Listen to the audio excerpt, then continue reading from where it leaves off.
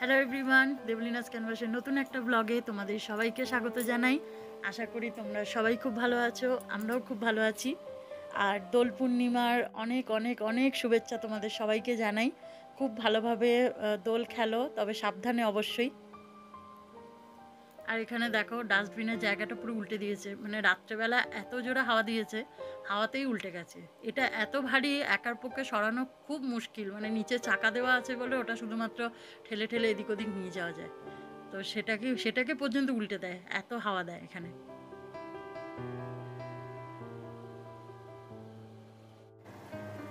আমি কোনোদিনই খুব একটা দোল খেলতাম না, মানে ছোট থেকে বড় বয়স পর্যন্ত কোনোদিনই খুব একটা খেলিনি। শুধু ওই খেলা বলতে ওই একটু আবির নিয়ে এসে ঠাকুরের পায়ে একটু ছোঁয়াতাম, আর বাপিমার পায়ে দিতাম, আর ওই দিদিদের একটু গালে টালে একটু ছুঁয়ে দিতাম, ব্যাস। এটুকুই আমার দোল খেলা আমার কাছে। আর আমরা যেখানে আছি এটা ওয়েস্ট ভার্জিনিয়ার বেকলি শহরে আছি আমরা। আর এখানে বাঙালি একদমই নেই, মানে আমার চোখে তো এখনো পর্যন্ত বাঙালি কোনো পড়েনি। তবে আশা করছি যত দিন যাবে আস্তে আস্তে সবার সঙ্গে পরিচয় হবে, তখন মানুষজনকে ভালোভাবে চিনবো, কথা বলবো। আস্তে আস্তে সেটা একটু সময় লাগবে। তবে আজকে আমরা একটা জায়গায় যাব ঘুরতে, সেটা বেকলি শহর থেকে কাছেই, খুব কাছেই। তো সেখানে আমরা যাব ঘুরতে একটু পরে। সেই জন্য রান্নাটা আজকে করে নিলাম ঝটপট। আজকে একটু ফ্রাইড রাইসের চিলি চিকেন করলাম, আর এই ভাতটা রেখে দিয়েছি একটু চিলি চিকেনটা টেস্ট করব বলে। এক পিস চিলি চিকেন নিয়ে এই ভাতটা দিয়ে মেখে খাবো, তো সেই জন্যই একটু রাখলাম। আর তো চলো কোথায় যাব বেড়াতে তোমাদের সাথে নিশ্চয়ই শেয়ার করব। ততক্ষণ আমি কাজগুলো সেরে নিই, টুকটাক কাজগুলো। এরপর আমার রান্না হয়ে গেছে যেহেতু, ওকেও খেতে দিয়ে দেবো। তারপর আমি বসে যাব, আর তারপরে রেডি হয়ে আমরা বেরিয়ে পড়বো।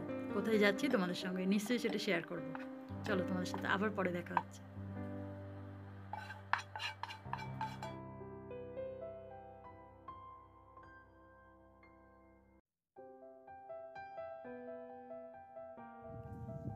এই যে আমরা বেরিয়েও পড়েছি। তো চলো এবার দুগ্গা দুগ্গা বলে রওনা দেওয়া যাক। আর আজকের ওয়েদারটা খুব ভালো, সকাল থেকে খুব রোদ উঠেছে।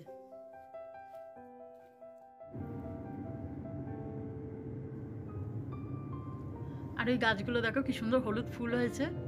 এখন আস্তে আস্তে শীতটা কমছে, তো ওই জন্য একটু ফুলটা এবার দেখা যাচ্ছে। এরকমই রাস্তার পাশে কি সুন্দরভাবে গাছগুলো লাগিয়ে রেখেছে, এত ভালো লাগে। এই দেখো আরেকটা সাদা রঙের ফুল গাছ।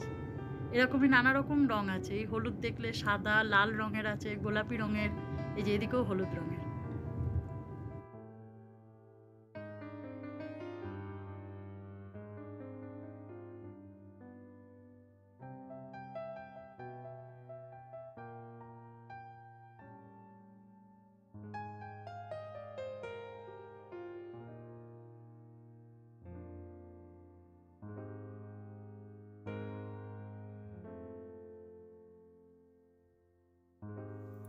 আর এই যে বাঁদিকে যে নদীটা দেখতে পাচ্ছ, এই নদীটার নামই নিউ রিভার। আর মাঝখানে তো এই রাস্তাটা, আর ডান দিকে যে দেখতে পাচ্ছ এই যে গাছপালাগুলো আছে, এর এখানে একটা রেল লাইন রয়েছে। আর দেখো একটা মালগাড়িও দাঁড়িয়ে রয়েছে।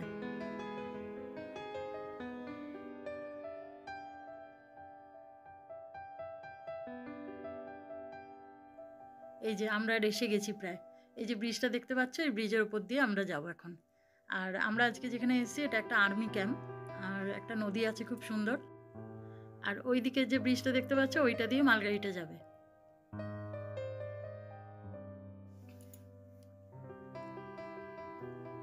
এই যে আমরা বাঁদিকে টার্ন নিলাম, আর এইদিকে জঙ্গলের মধ্যে ঢুকে গেলাম প্রায়।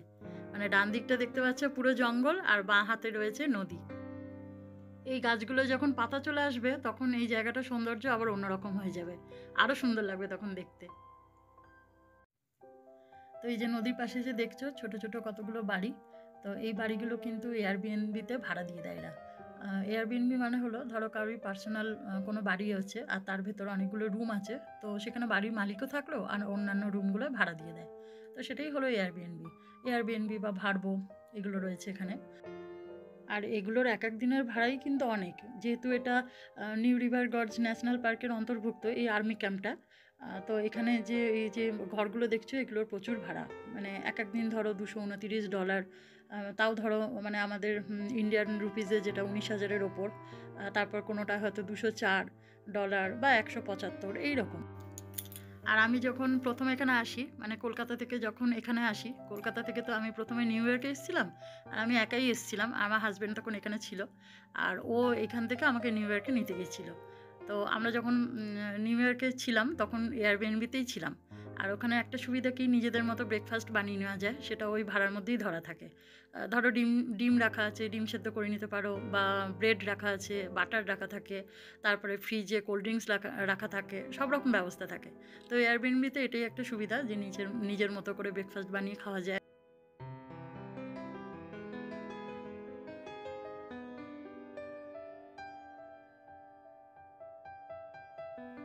তবে এই জায়গাটা এত ভালো, এত নিরিবিলি।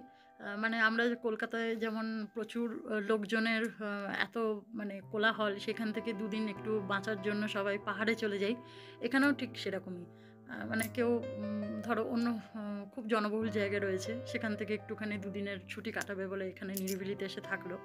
তো যারা নিরিবিলি খুব পছন্দ করে তাদের তো এই জায়গাটা খুবই ভালো লাগবে। আবার দেখো এখানে বাঁশঝাড়ও রয়েছে।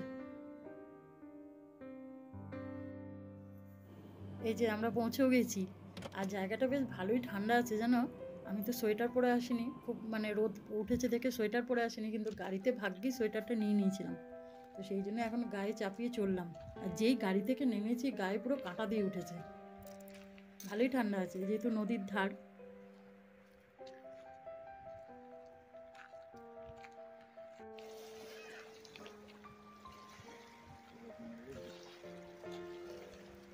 কি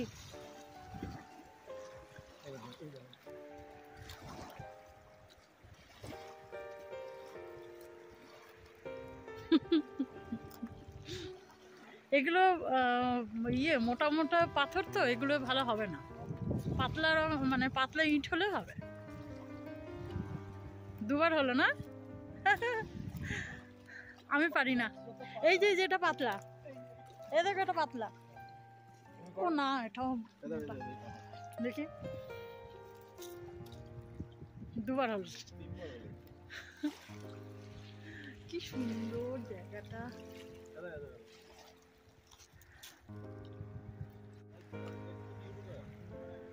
নিউ রিভার নদীটার নাম।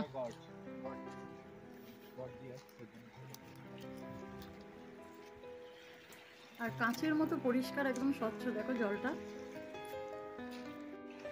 হ্যাঁ দেখি করো।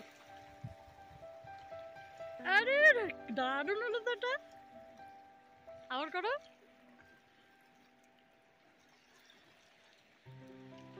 নাও। বাহ, দেখি আমি আবার পারি নাকি। তুমি করো। ও, 4 বার। কি সুন্দর জায়গাটা, সত্যি খুব সুন্দর। মন ভরে গেল একদম সেখানে। দাঁড়াও।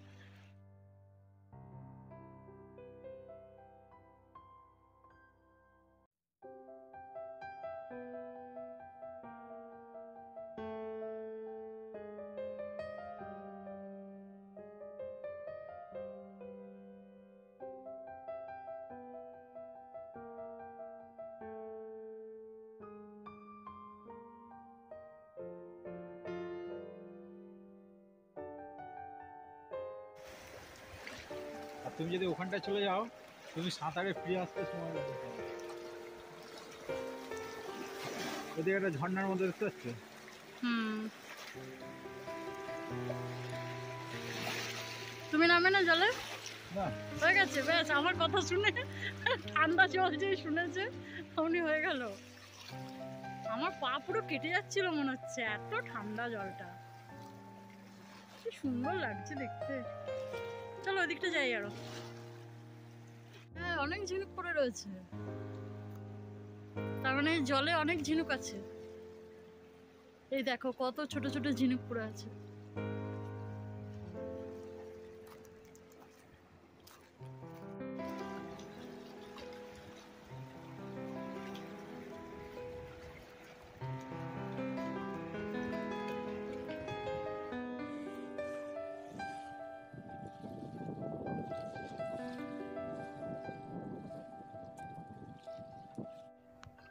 আর এর ভেতরে দেখো অনেকগুলো ক্যাম্পিং গ্রাউন্ডও রয়েছে, মানে অনেকে এখানে এসে ক্যাম্প করতে পারে। আর এই যে দেখো দূরে এই যে টেন্ট এখানে পেতেছে, আর পাশে দড়ি টড়ি সব কিছু টাঙিয়ে রেখেছে, জামা কাপড় মেলা আছে। তো অনেকে এসে এখানে মানে ক্যাম্প করে। আর এটা কিন্তু পুরো একদম ফ্রি অফ কস্ট, একটা টাকাও তার জন্য এখানে এক্সট্রা দিতে হয় না। আর এই পাশেই দেখো আবার একটা বাথরুমও রেখেছে। তো সব রকম সুবিধাই রয়েছে এখানে। তবে রাত হয়ে গেলে এই ক্যাম্পে থাকাটা মানে খুবই মনে হয় ভয়ের ব্যাপার, মানে আমি তো পারবোই না কোনো দিন, একই জঙ্গলের ভেতর, তার মধ্যে লোকজন নেই, আর এই ক্যাম্পে থাকাটা তো খুবই মানে একটা আমার কাছে একটা ভয়ের ব্যাপার। কিন্তু অনেকেরই সাহস থাকে আর অনেকে এনজয় করে ব্যাপারটা।